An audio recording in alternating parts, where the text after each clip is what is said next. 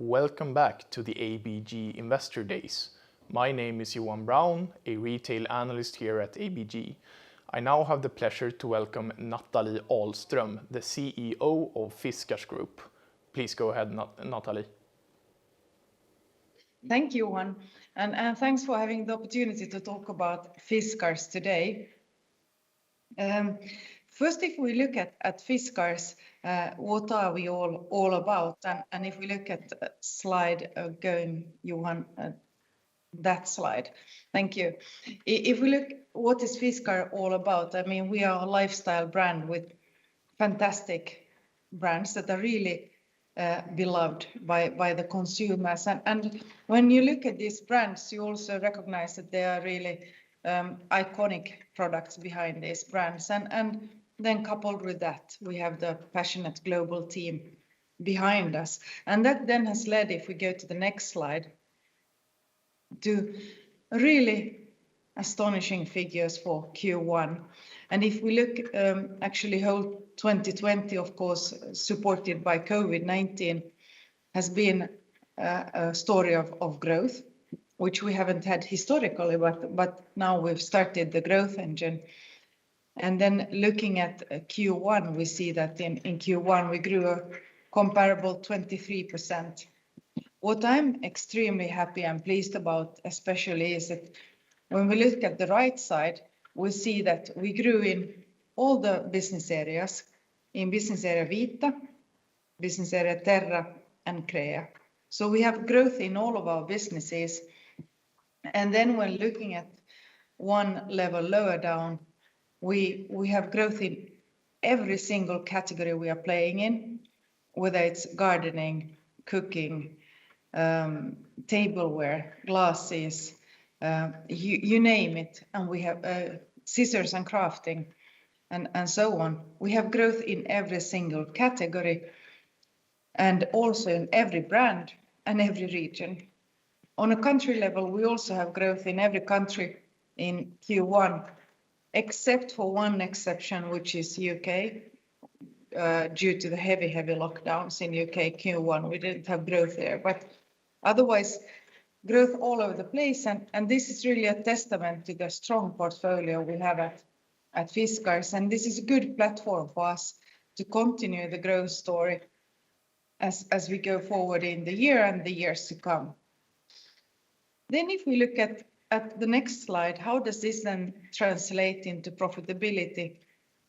And of course, here we see a similar story.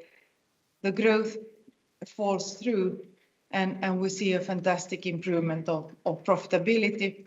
And when looking at Q4 last year, we see that was the highest profitability we've ever had in a quarter in the history of the company. Q4 is always the biggest profit month for us in the year.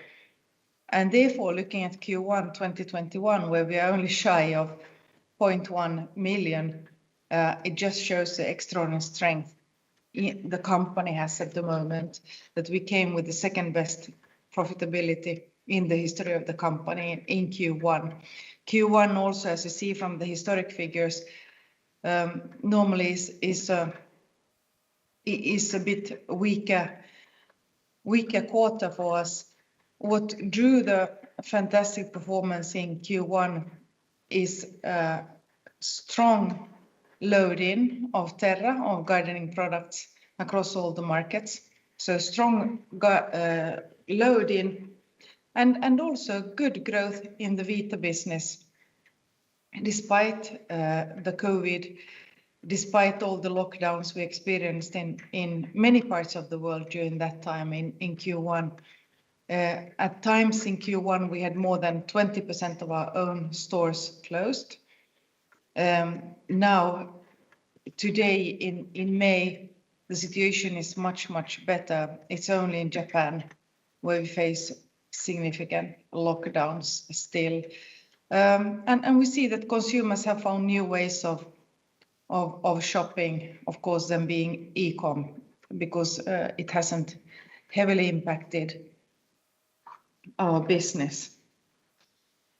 Then if we go to slide 6, there we see how are the different business areas doing. And if I start with Detta for many years has been the one with challenges.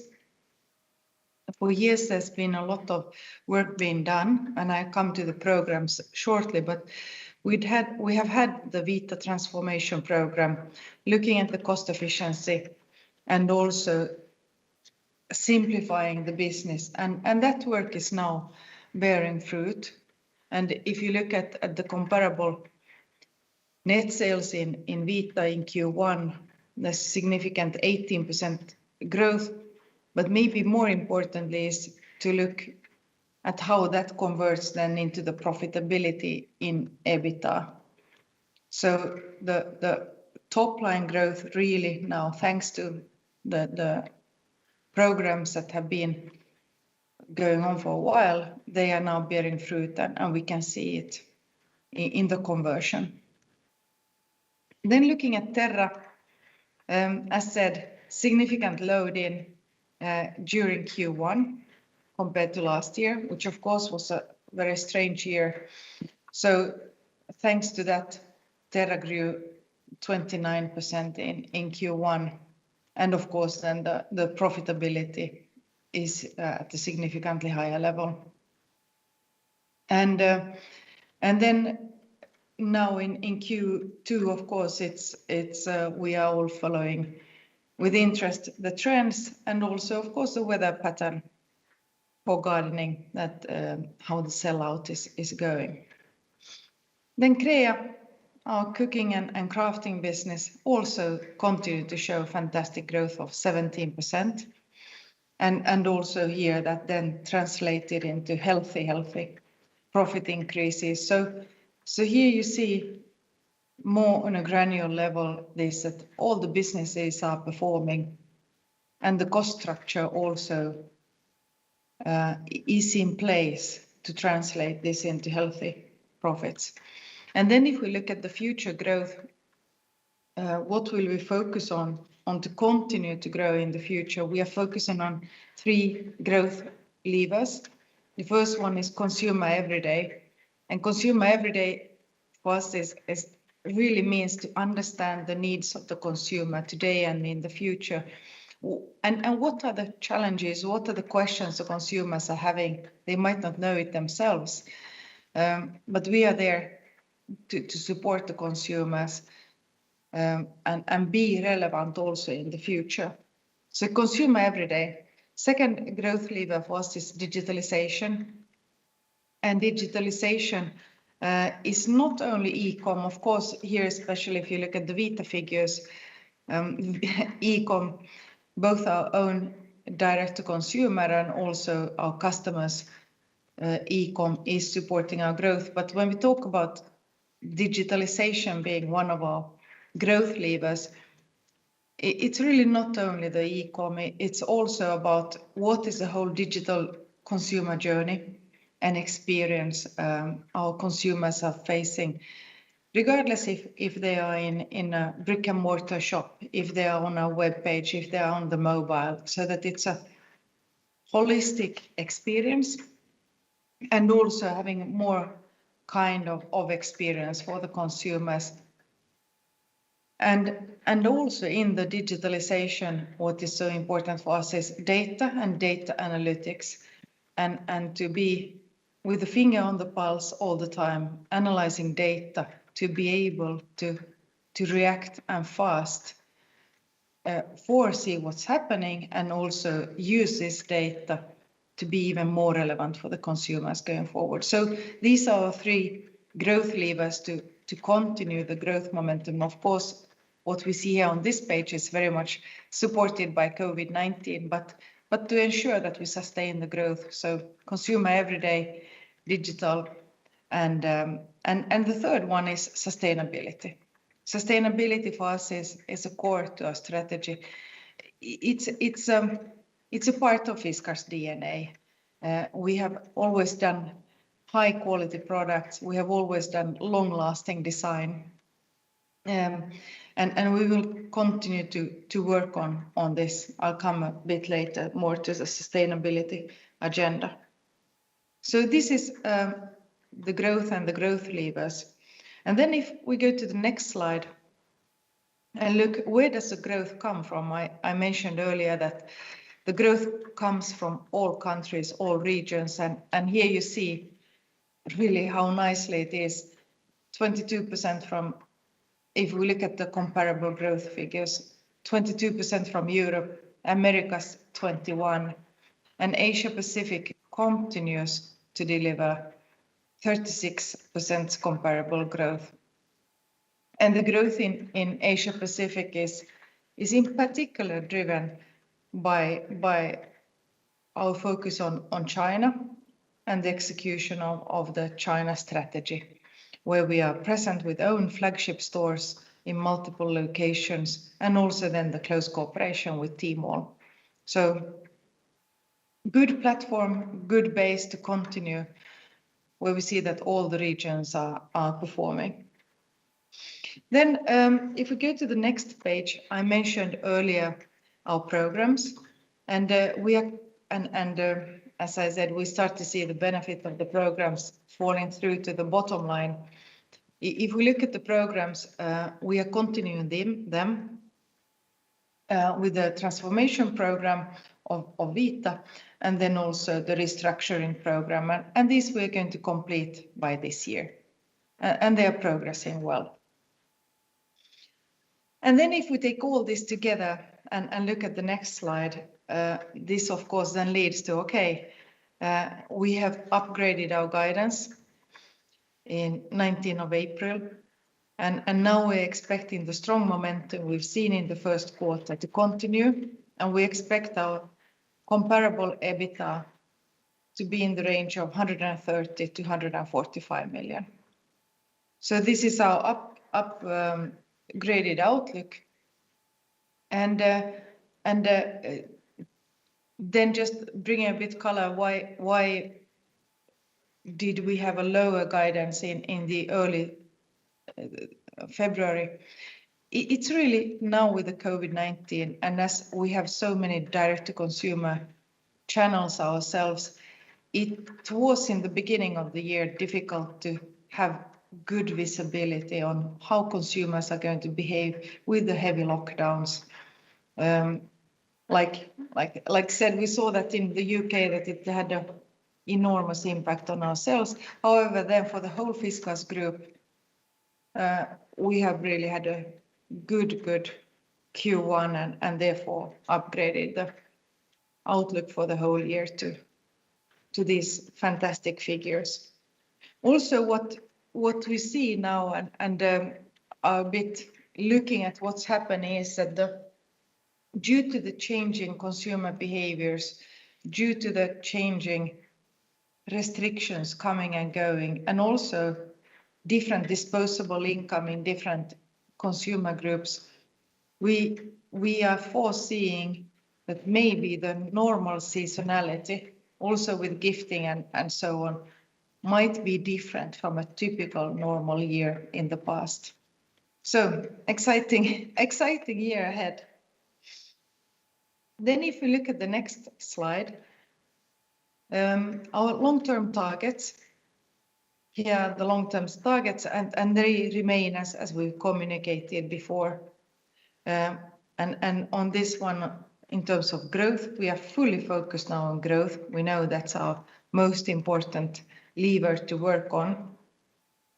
Of course, on the profitability and then on the capital structure. And then that all taken together, that leads to our commitment to continue to have a stable and over time increasing dividend. So these targets are at the moment unchanged like this.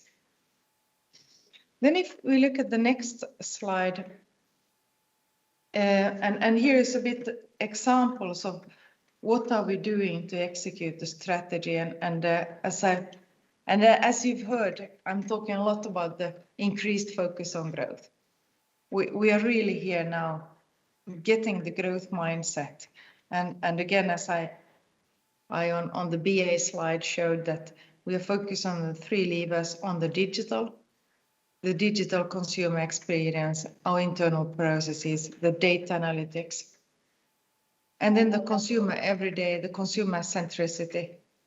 And what we have done here is that in March, we further aligned this, what is a consumer perception, what is a consumer experience, by combining our group communications with our brand management. So that then again, that it's all focusing outwards, focusing on one coherent consumer focus.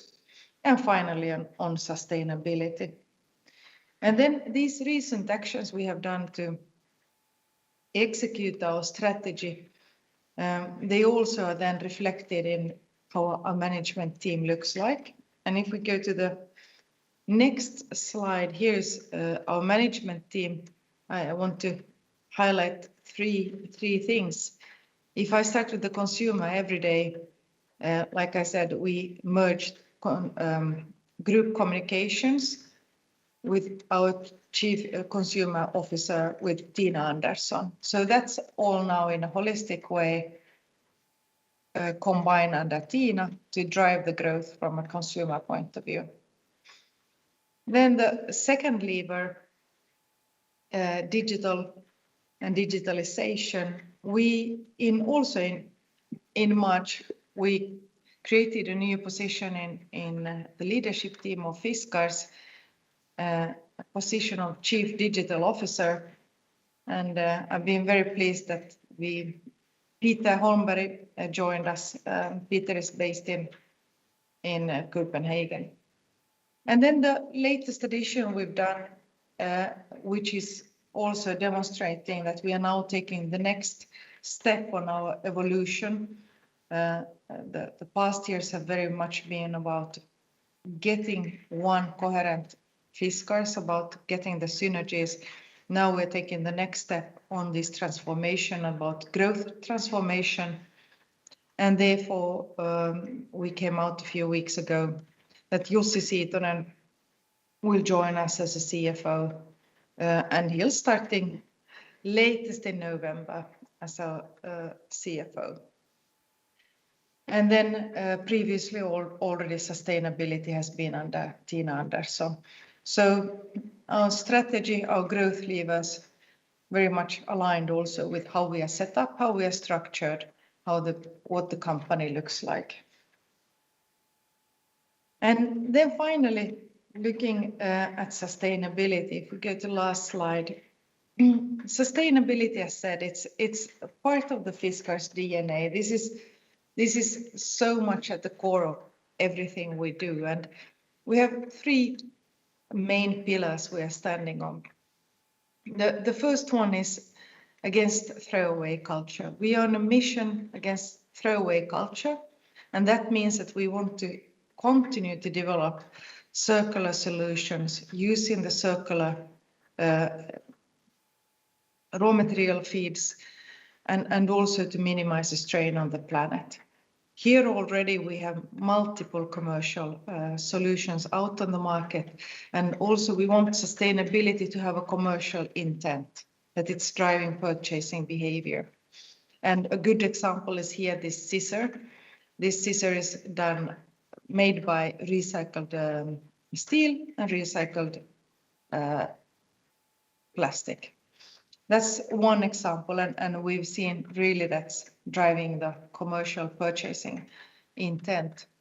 We also have pots and pans made out of recycled steel. We have our iconic Aalto vase made out of recycled glass. Glass is made of recycled glass. So we're all the time expanding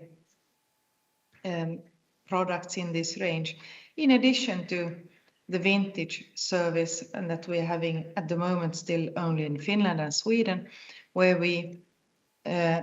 consumers can come to our stores, trade their valuable vintage products, and get a voucher for that. We are going to expand that to further markets. Next one in line is Copenhagen, and of course that's a good news for all Royal Copenhagen fans. Second leg we're standing on sustainability commitment and journey is for carbon neutral future. And we're really taking this climate actions and our commitment with scientific based commitment seriously. And we want to transform our business to carbon neutral in the future. This is of course probably one of the more hardest one, but we're fully committed to do this. And the last one is for increased joy. Sustainability is not only about CO2 and circular economy, it's also about the people and the planet. And for increased joy, where we want to increase the quality of life for the people and communities around us. And here we have multiple metrics we are looking at: safety, diversity, inclusion, and so on. So this is our sustainability journey, and really with a focus on long-lasting well-being.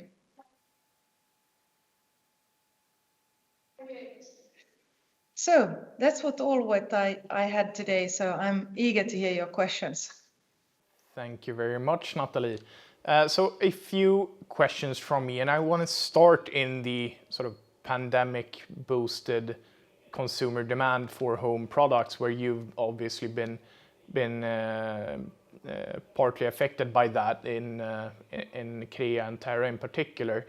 And I'm curious about your sort of view in the 2019 versus 2022 or 2023 comparison. If we look at the home consumer market, where do you think we're standing when we're looking 2-3 years out? Thank you, Johan. I think that's $1 million question. Where do we stand? If we look and also when we're looking at our data and research, we see that consumers have really now found the joy of being together with their families and the joy of spending times with their loved ones. And they've also, as we all know, they've invested a lot in their homes, their second homes. And we don't think that is going to go away anytime soon. Because as you've done that commitment, and you also found as a consumer your new habits of being at home and having these fantastic activities. Is it in the garden? Is it cooking? Is it crafting? Is it having a beautiful table? We don't think that is going to go fully away. But of course, what is a stickiness? That's something we are really having our finger on the pulse and every day analyzing and trying to understand, and also being there as a category captain to drive it. Thank you. And looking historically, you've obviously come in with some new perspectives to Fiskars Group now as the new CEO. Looking historically, Fiskars has been very active in both M&A and divestments and so forth. Where do you think Fiskars stands today? Do you see any potential and attractive prospects out there for some M&A activity or even streamlining the business? What is your view on that now that you've been with the company for some time?